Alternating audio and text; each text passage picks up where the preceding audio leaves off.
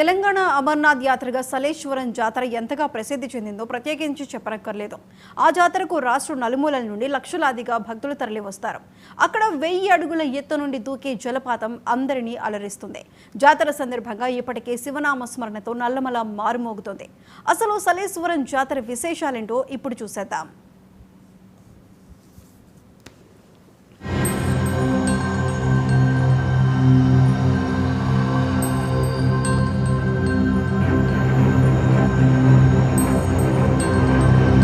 నాగర్ కర్నూలు జిల్లా లింగాల మండలం పరిధిలోని నల్లమల్ల లోతట్టు అటవీ ప్రాంతంలో 2 ఎత్తైన గుట్టల మధ్య వెలసిన సలేశ్వరం లింగమయ్యను దర్శించుకోవాలంటే సాహసం చేయాల్సిందే. లింగమయ్య దిగువన దాదాపు 1000 అడుగుల ఎత్తు నుండి జలపాతంను తాకిన భక్తులు మైమర్చిపోతూ గుండములో పుణ్యస్నానాలు చేస్తారు.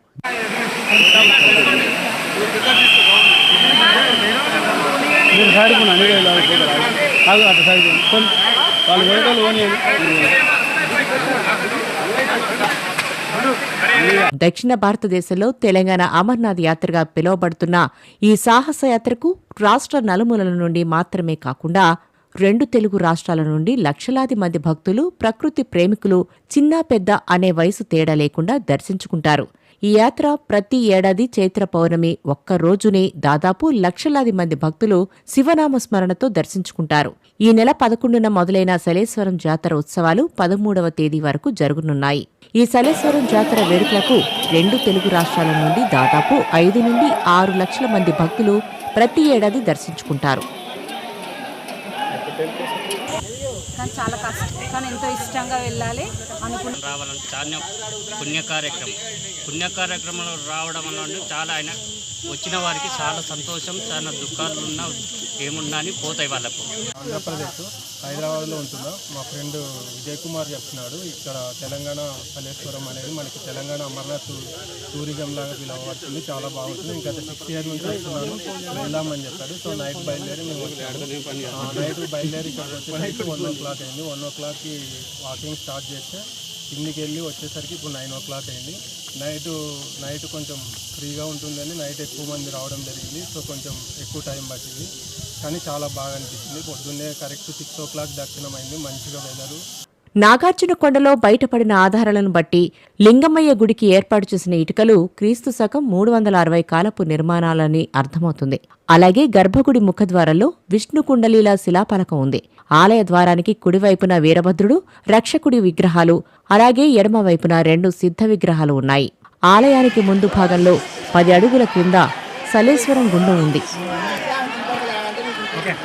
హైదరాబాద్ నుంచి వచ్చాము మేము. అక్కడి నుంచి కారులో వచ్చాము ఇక్కడికి. ఇక్కడి నుంచి 5 కిలోమీటర్లు జరిగింది మా జర్నీ.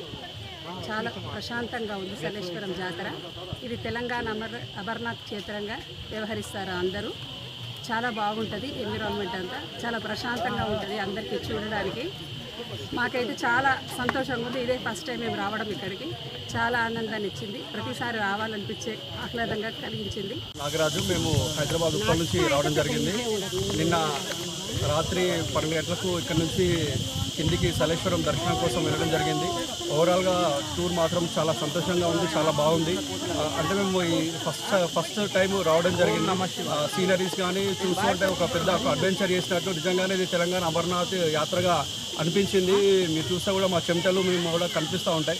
కానీ మాకున్న చిన్న రిక్వెస్ట్ ఏంటంటే అక్కడ కొండ చర్యలు విరిగిపడడం వల్ల చిన్నపిల్లలతో చాలామంది ఇబ్బంది పడుతూ ఉన్నారు. మా రిక్వెస్ట్ ఏంటంటే చిన్నపిల్లలు తీసుకురాకపోతే మంచిది అనేది ఒకటి మేము తెలియజేస్తా ఉన్నాం.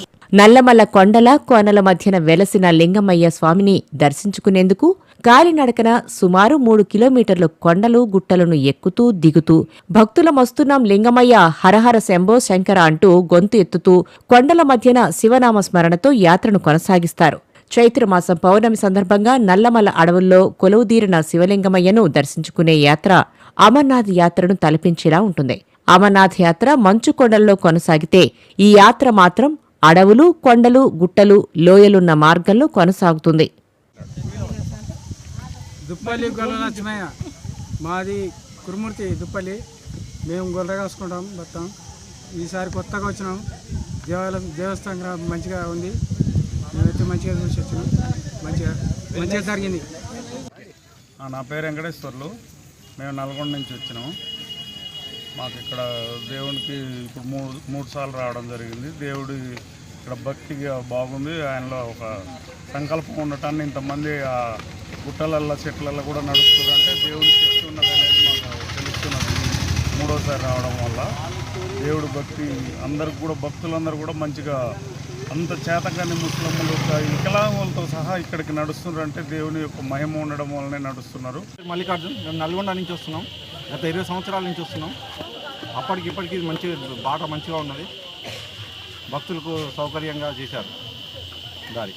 సాహసోపేతంగా నడుస్తూ అలసిపోయిన భక్తులకు సుమారు 1000 అడుగుల ఎత్తు నుండి దూకే జలపాతాన్ని తాకగానే ఆయాసాన్ని బాధను మరిచిపోయి మైమరిచిపోతూ లింగమయ్య దర్శనం చేసుకుంటారు. నల్లమల్ల అడవి ప్రాంతంలో కొండల మధ్యన వెలసిన సలేశ్వరం లింగమయ్య జాతర వేడుకలకు ఆదివాసీ చెంచులే పూజారులుగా కొనసాగుతున్న ఆనవాయితీ ఉంది. కాబట్టి చెంచులే పూజారులుగా లింగమయ్యకు పూజలు చేస్తుంటారు. శెట్టి మురళి, మాది వరంగల్. నేను గత 3 సంవత్సరాల నుంచి ఇక్కడికి వస్తూ ఉన్నాను. బౌరాపూర్ జాతర, లొద్దిమల్లయ్య జాతరకు వస్తూ ఉంటాం. ఇక్కడ సలేశ్వరం జాతర అనేది చాలా ప్రసిద్ధమైనటువంటిది. ఎంతోమంది ఏ కోరిక కోరుకున్నా వృద్ధులు చిన్నపిల్లలని అనకుండా ఎలాంటి అనారోగ్య పరిస్థితులు ఉన్న వాళ్ళు కూడా దేవుడి దగ్గరికి వెళ్ళడం అనేది ఇక్కడ ప్రత్యేకమైనటువంటి ఆశీస్సులతో వాళ్ళు అక్కడికి వెళ్తారు. ఇక్కడికి వచ్చినటువంటి వాళ్ళకి వారి యొక్క మొక్కులు అనేది నెరవేరుతవి. ఖచ్చితంగా కూడా ఇక్కడ ఉన్నటువంటి గుండంలో కనుక నీరును కనుక ముట్టుకుంటే మన తలపైన మనం పోసుకుంటే పరమ పవిత్రంగా మన యొక్క గూస్ బాంబ్స్ అనేది వస్తూ ఉంటాయి. ఇక్కడ అంత చల్లనైనటువంటి ఆ కొండ నుంచి జాలువారేటువంటి ఆ నీరును చూస్తే మనం ప్రకృతి రమణీయమైనటువంటి దృశ్యాలను ఇక్కడ మనం చూడవచ్చు. ఎంతో సుందరమైనటువంటిది. ఎంతోమంది శ్రమ కోర్చి ఇక్కడ అన్నదాన కార్యక్రమాలు మరియు ఉచిత పుచ్చకాయల పంపిణీ మరియు జావా రకరకాలైనటువంటిది ఇంత లోపలికి రావడమే చాలా ఇబ్బందికరము. ఈ ముఖ్యంగా ఫారెస్ట్ డిపార్ట్మెంట్ వాళ్ళు చేసేటువంటి సేవలు అభినందనీయం.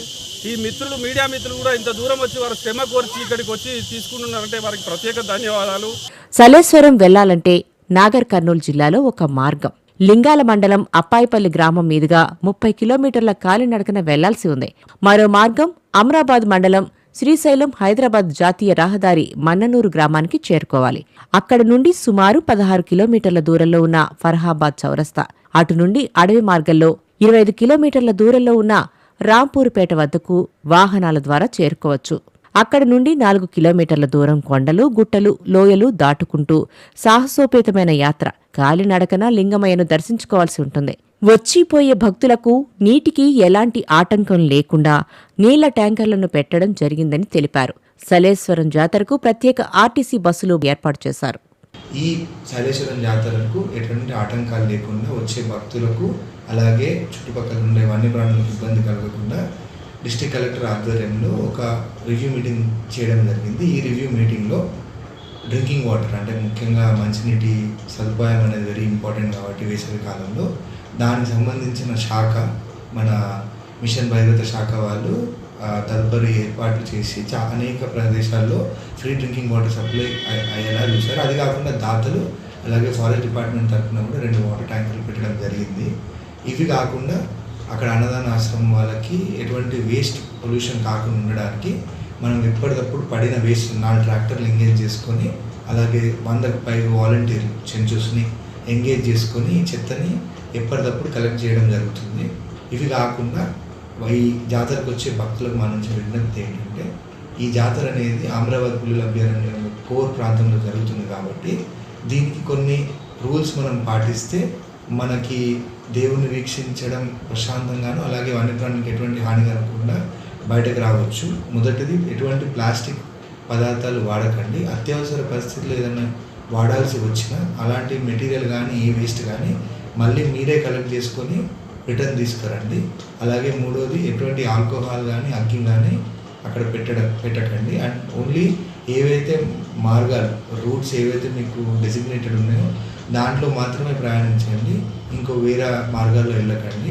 అండ్ అన్నిటికంటే ముఖ్యంగా ఓన్లీ శారీరకంగా ఫిజికల్గా ఫిట్గా ఉన్న వాళ్ళు మాత్రమే రండి. ఎందుకంటే సలేశ్వరం అనేది వెరీ టఫ్ ట్రెక్ కాబట్టి హార్ట్ ప్రాబ్లమ్స్ కానీ రెస్పిరేటరీ ప్రాబ్లమ్స్ ఉన్న వారు ఎవరు కూడా ఈ జాతరకి రాకండి. అలాగే వయసు మించిన వాళ్ళు కూడా రాకపోతే బెటర్. అండ్ చిన్నపిల్లల్ని తీసుకురాకండి, తీసుకొచ్చి ఇబ్బంది పడకండి. అండ్ ఇవి కాకుండా వచ్చిన భక్తులు ఎవరైనా సజావుగా ప్రశాంతంగా జరగాలని కోరుకుంటున్నాను.